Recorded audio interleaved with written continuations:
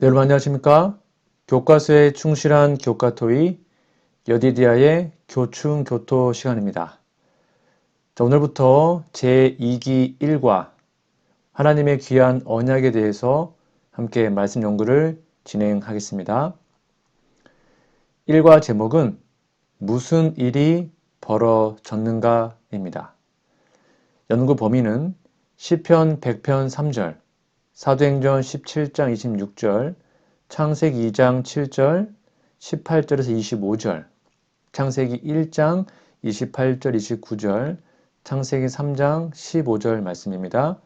성경 본문을 꼭 피시고 읽으시면서 공부하시면 좋겠습니다. 기억절, 하나님 이르시되 우리의 형상을 따라 우리의 모양대로 우리가 사람을 만들자 하시고 하나님이 자기 형상 곧 하나님의 형상대로 사람을 창조하시되 남자와 여자를 창조하시고 창세기 1장 26절 27절 말씀입니다. 기억절 노래 들으시고 이어서 교과 연구 진행하겠습니다.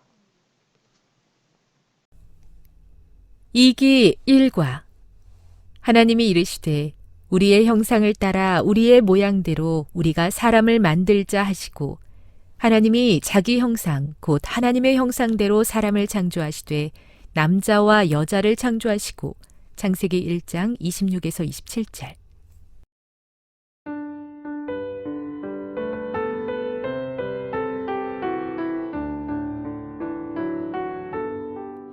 하나님이 이르시되 우리의 형상을 따라 우리의 모양대로 우리가 사람을 만들고 그들로 바다의 물고기와 하늘의 새와 가축과 온 땅과 땅에 기는 모든 것을 다스리게 하자 하시고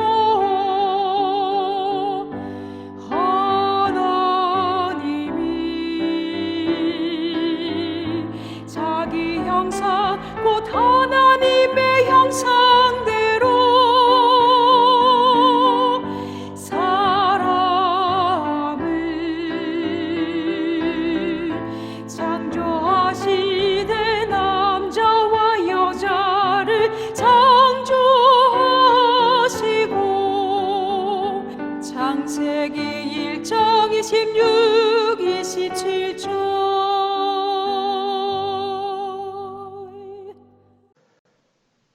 네, 3월 28일 일요일입니다. 제목은 거북이 아래 또 거북이. 제목이 참 흥미롭습니다.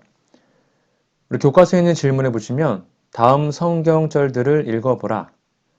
창세기 1장 1절, 시편 100편 3절, 이사야 40장 28절, 사도행전 17장 26절, 에베소서 3장 9절, 히브리서 1장 2절과 10절.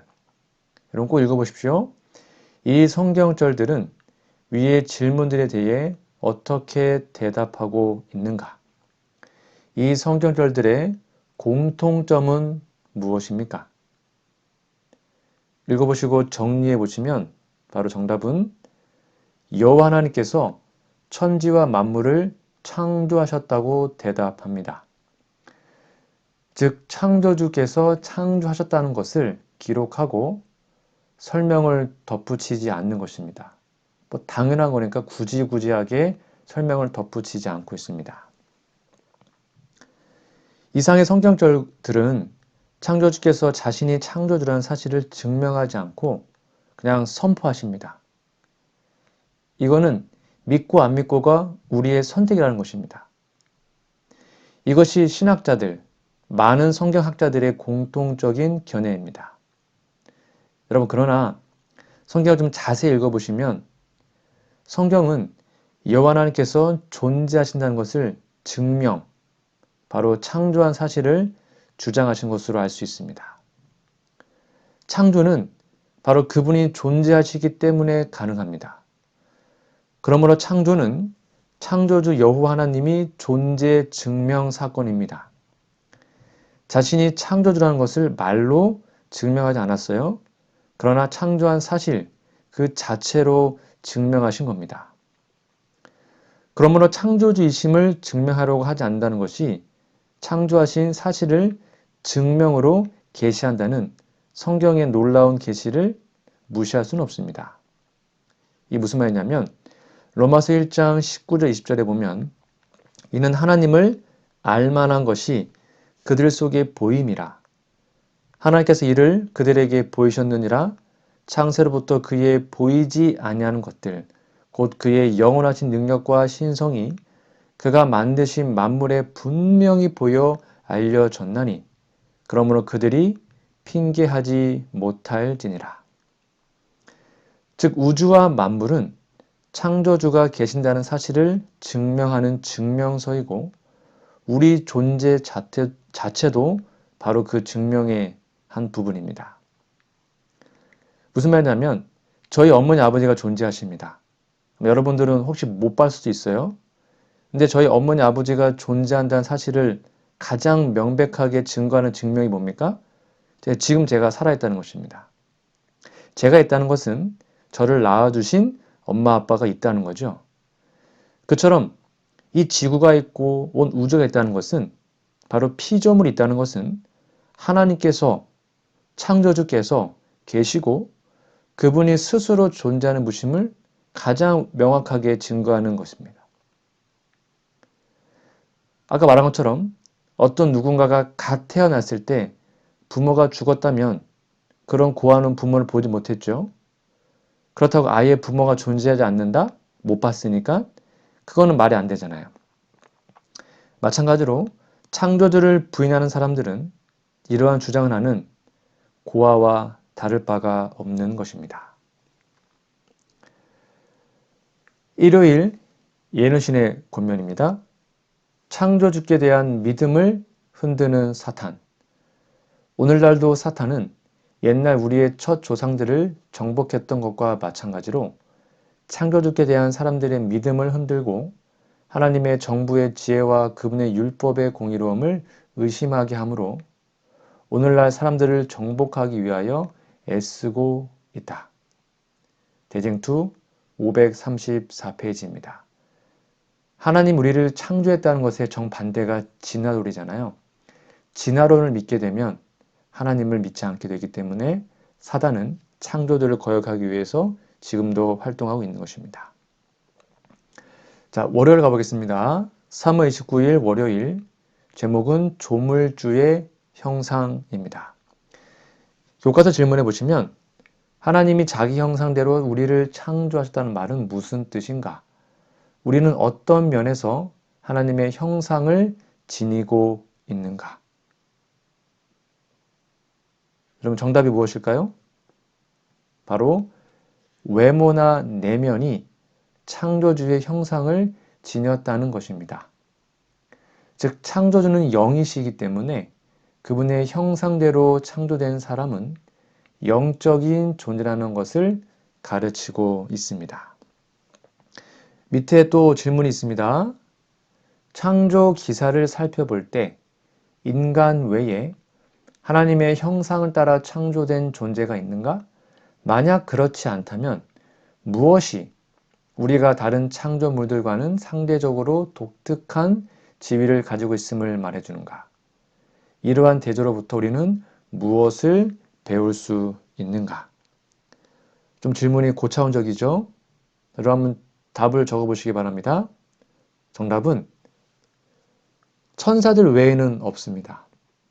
사람은 다른 생물들과는 그 차원이 다른 하나님을 닮은 것을 우리는 알 수 있습니다. 밑에 세 번째 질문입니다. 하나님이 인류를 다른 창조물들과 구분하셨다는 창조 기사에서 우리는 그 밖에 무엇을 알 수 있는가? 창세기 2장 7절, 그 다음에 18절부터 25절까지 읽어보시고 답을 적어보시기 바랍니다. 정답은 창조주 여호와께서는 사람에게 친히 생기, 즉 생명의 기운을 불어 넣으신 것과 배필, 여자를 창조하신 방법을 우리 알 수 있습니다. 그래서 부부가 일체라는 것을 확인한 것이죠. 사람은 원래 창조 하나님의 형상대로 창조되었습니다. 하나님은 영이시기 때문에 창조 당시의 사람들, 아담 부부는 다 영적인 존재였습니다. 그들의 사상과 정신은 하나님과 같은 선, 좋은 것에서만 활동하고 있었습니다. 그들은 빛의 옷을 입고 있었습니다. 그렇죠? 근데 하나님께서도 빛을 입으셨거든요. 그러니까 하나님의 형상대로 창조하신 사람에게도 빛을 옷으로 입히신 겁니다. 그런데 이 빛의 옷은 그들이 하나님의 생명을 받았다는 증명이기도 합니다. 왜요? 요한복음 1장 4절에 보면 그 안에, 즉 예수님 안에 생명이 있었으니 이 생명은 사람들의 빛이라. 그러니까 하나님께서 아담의 교회에 생기를 불어넣었을 때 하나님의 생명을 불어넣으신 겁니다. 그것은 아담에게 빛의 옷으로 드러났습니다. 아담의 갈비뼈를 취하여 여자를 창조했을 때도 당연히 그랬습니다. 왜냐하면 아담에게 주신 하나님의 생명을 여자에게도 나누어 넣었을 것이 확실하기 때문이죠. 그런데 그들이 선악과를 먹었을 때 그 빛의 옷이 없어졌습니다. 이것이 바로 하나님의 생명이 떠났다는 증명이었죠. 그때 그는 창조 여호와 하나님께는 죽은 자가 되었습니다. 이미 죽어 있는 자. 그래서 성경은 그들을 육체가 되었다고 말하고 있는 것입니다. 사랑의 아버지 창조주 여호와께서는 그들에게 기회를 주시기 위하여 육체의 생명을 주시고 수명을 허락하셔서 바로 죽지 않고요. 여자의 씨로 오실 메시아를 통하여 잃어버린 하나님의 생명을 회복하도록 은혜를 베푸셨습니다.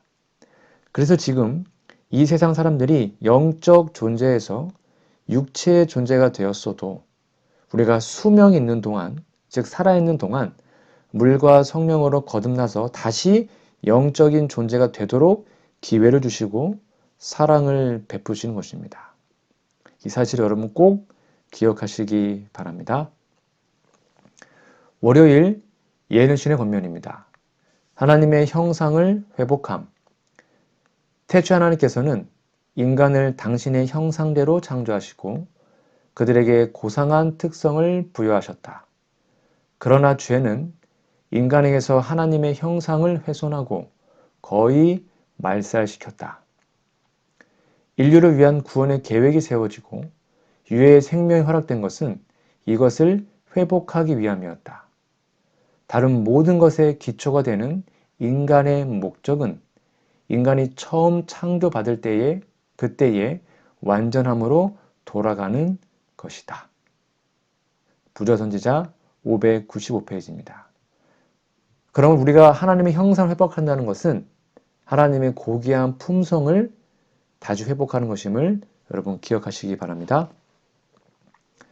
화요일입니다. 3월 30일 화요일 제목은 하나님과 인류의 결속. 자, 밑에 질문에 보시면 창세기 1장 28절, 29절에 따르면 하나님이 물질 세계를 바라보시는 관점은 어떠한가? 성경은 물질에 대해 그리고 우리가 그 물질들을 즐기는 것에 대해 부정적인가? 인류 역사의 초기 장면들은 우리와 창조 세계가 맺어야 할 관계에 대해 무엇을 가르쳐 주는가? 읽어보시고 답을 적어보시기 바랍니다.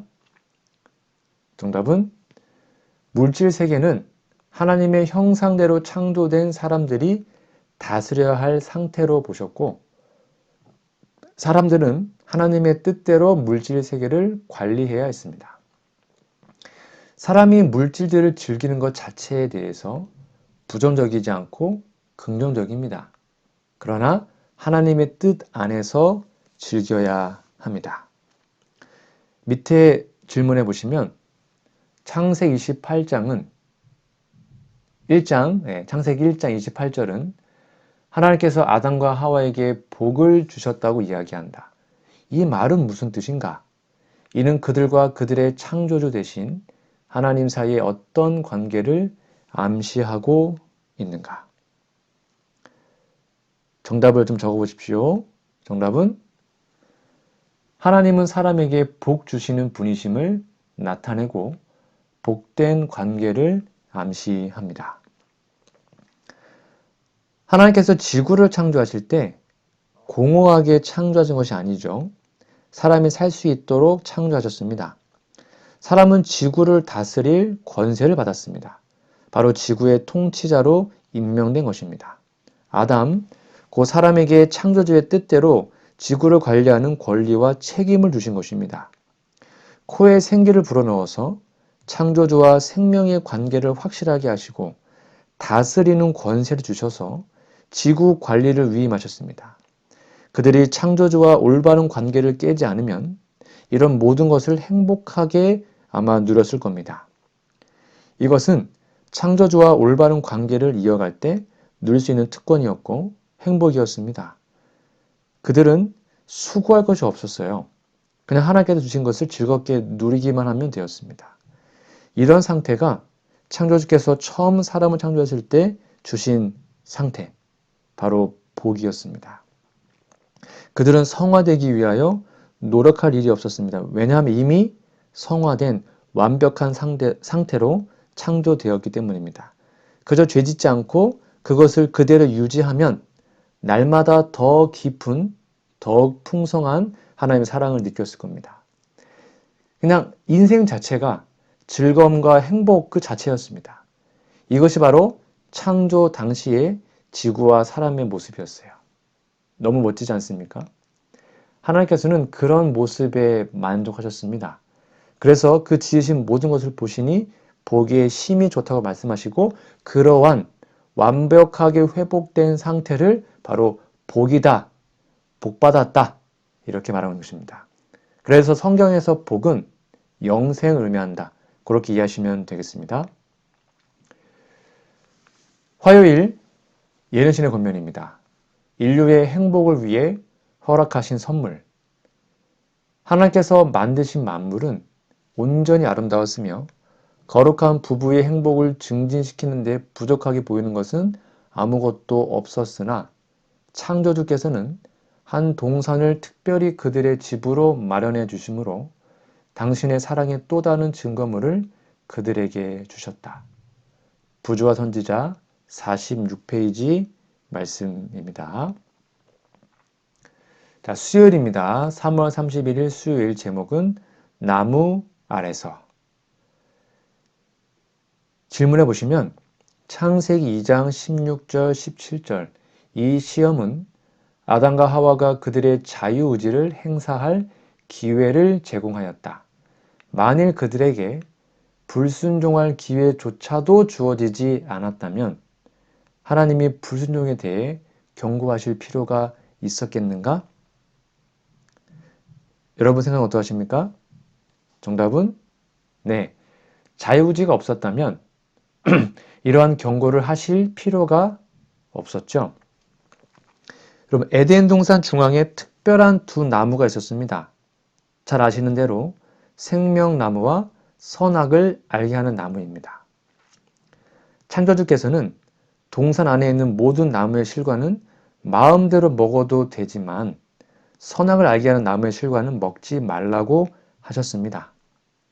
먹는 날에는 정령 죽는다고 하셨는데 여자가 뱀의 질문에 대답한 말을 우리 성경에는요 죽을까 하노라 라고 번역했잖아요. 근데 직역을 해보면 죽지 아니라거든 먹지 말라 또는 먹지 않아서 죽지 않도록 하라 라고 이해할 수 있습니다. 마귀는 나무 자체를 두고 유혹하는 것처럼 보이지만 사실은 하나님의 말씀을 부인하는 유혹을 한 것입니다. 많은 사람들이 이 부분을 좀 오해합니다. 선악과를 왜 만들어가지고 그런 유혹을 받게 했냐. 불평하죠.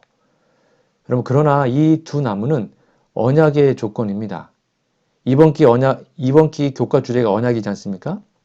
이 두 나무 생명과와 선악과는 언약의 조건이라는 것을 깨달아야 합니다.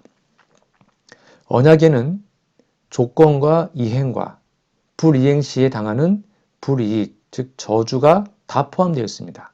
순종하면 복받고 불순종하면 저주받는 것이죠. 그러니까 생명나무는 창조주께서 아담에게 제시한 영생, 즉 순종하면 영생을 얻는다는 보증 조건이었고, 선악을 알게 하는 나무는 조건을 이행하지 않을 때 당하는 불이익, 바로 죽음을 의미했습니다. 하나님은 약속의 조건을 이미 이행하셨습니다. 이제 아담은 그 조건을 받아들이든지 말든지 선택해야 했습니다. 그런데 뱀의 유혹으로 선악과를 먹지 않아야 하는데 그 이행 조건을 무시한 것입니다. 결과는 바로 불이익, 저주를 받아 자신의 영생, 생명을 내놓아야 했죠. 영생을 내놓으니 바로 죽는 존재가 되었고 영원한 존재를 상실한 불쌍한 사람이 된 것입니다. 그것이 반드시 죽는 것입니다. 영원한 멸망을 말하죠. 이것은 단순히 계명을 준수하는 문제보다 먼저 언약의 조건으로 제시된 사실을 알아야 합니다. 사람의 언약이라고 한 번 맺은 후에는 알다시피 아무나 더하거나 폐할 수 없습니다. 그게 언약의 특성이에요. 한 번 맺어지면 폐하지가 않아요. 그래서 예수님은 1.1핵도 없어지지 아니하고 다 이루어지겠다라고 말씀하신 겁니다. 우리 언약에 대해서는 이번 1기 동안 배울 거니까 나중에 좀 더 제가 깊이 있게 설명을 드리도록 하겠습니다. 수요일 예는 신의 권면입니다. 행복은 충성의 조건 하에서만 지속될 수 있음. 천사들처럼 에덴의 거주자들도 시험 아래 있었으며 그들의 행복스러운 지위는 창조주의 율법에 순종하는 조건, 충성하는 조건 하에서만 지속될 수 있었다. 그들은 순종하고 살든지 불순종하여 죽을 수도 있었다. 그러나 그들이 하나님의 뜻에 거역하면 범죄한 천사들을 아끼지 않으신 하나님께서 그들을 아끼실 수 없으실 것이었다. 부조화 선지자 53페이지 말씀입니다. 목요일입니다. 4월 1일 목요일, 제목은 관계의 파괴입니다. 질문해 보시면 사탄은 그녀의 방어벽을 무너뜨리기 위해 어떤 방법을 사용하였는가? 창세기 3장 1절 6절 말씀을 좀 읽어보시기 바랍니다. 정답은 뱀이라는 매개체를 사용하여 자기의 정체를 숨기는 수단을 썼습니다. 밑에 보시면 이러한 비극 속에서 하나님은 어떠한 소망과 약속의 말씀을 주셨는가? 창세기 3장 15절 말씀 읽어보시고 답을 적어보세요. 정답은 여자의 후손이 뱀의 머리를 상할 것이라는 약속을 하셨습니다. 여러분 창세기 3장 15절 정말 유명한 거잖아요. 성경에서 가장 긴 예언입니다. 이것은 구주가 오시는 사건부터 사탄의 최후 멸망까지 결국 성경 전체를 다 아우르는 예언이라고 보셔도 무방합니다. 이 말씀에 세 가지 예언이 있죠. 구주의 탄생, 바로 여자의 후손입니다. 구주의 고난, 뱀이 여자의 발꿈치를 상하게 하죠. 구주의 승리, 여자의 후손이 뱀의 머리를 박살냅니다. 즉 뱀의 머리가 예수님의 십자가의 고난으로 1차적으로 상했으나 마지막 날 불못에서 그 존재를 완전히 없앨 때 이 예언은 완벽하게 성취될 것입니다. 지금은 아담 안에서 사망이 된 아담의 후손들을 마지막 아담이신, 즉 둘째 아담이신 예수님 안에서 하나님의 생명을 회복하도록 주신 그 은혜 받을 때 바로 구원의 날입니다. 이때 우리들은 예수님을 믿음으로 그 생명을 붙들어야 합니다. 예수님께 붙어 있어야 합니다. 그래서 사망에서 생명으로 옮기는 경험을 반드시 해야 합니다. 언약은 관계를 확립하는 방법입니다. 창조주와 피조물이 아버지와 아들의 관계를 맺는 방법으로 제시된 것이 언약입니다. 성경에 기록된 언약을 이 공식에 의하여 이해하면 좀 쉬울 것인데요. 성경에 제시한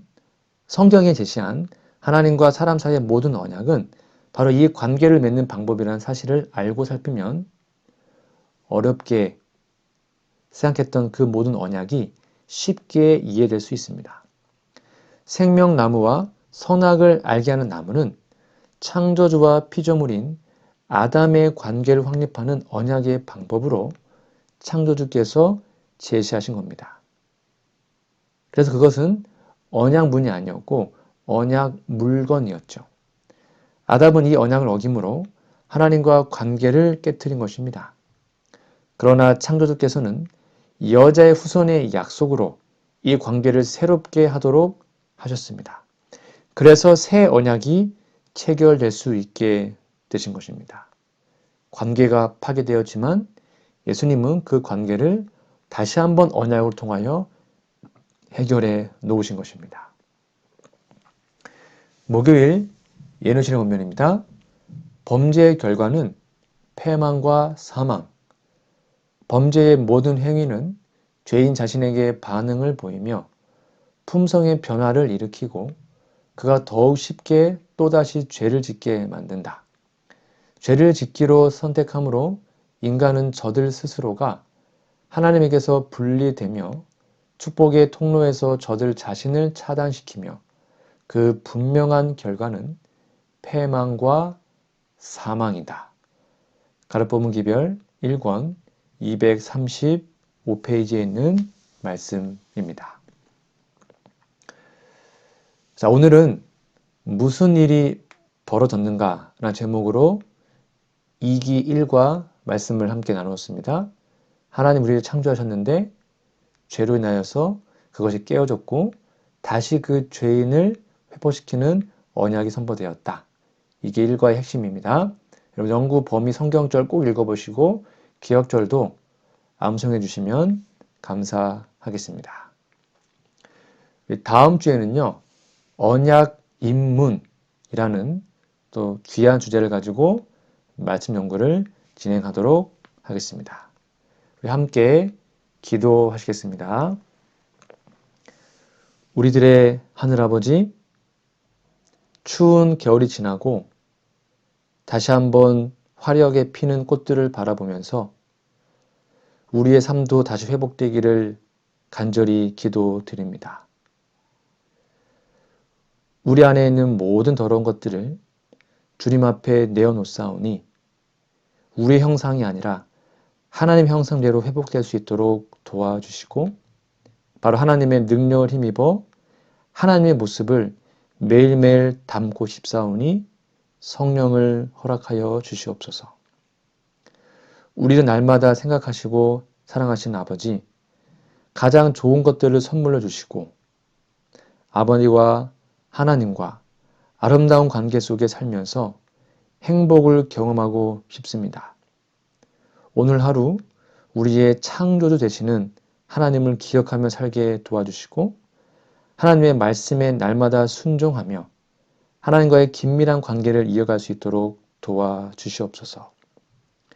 연약하여 자주 넘어지지만 그때만 다시 일어날 힘을 주시고 혹시 우리가 죄로 인해 절망 속에 빠져 있다면 다시 한번 살 수 있다.